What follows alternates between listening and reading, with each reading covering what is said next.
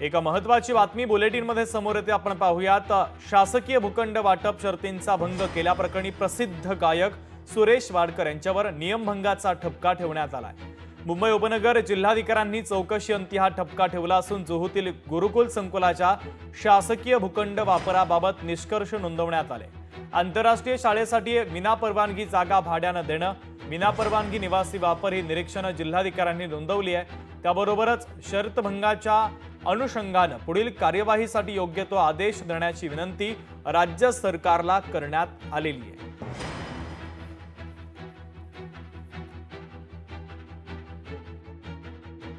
जी जागा त्यांना दिली होती त्यामध्ये काही शर्तभंग आहेत, ते शर्तभंग कायदेशीर करण्याकरता शासनाकडे प्रस्ताव आला आहे। शेवटी एखादा आपण भूखंड कोणाला देतो तेव्हा नियम अटी टाकून देतो आणि एखादा शर्तभंग झाला असेल त्यावर मग शासनाची त्या ठिकाणी भूमिका असते की शर्तभंग रेग्युलाइज करायचा का काय करायचं।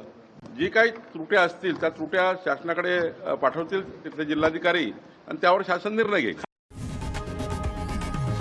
लोकशाही मराठी ऐका, पहा, जागरूक रहा।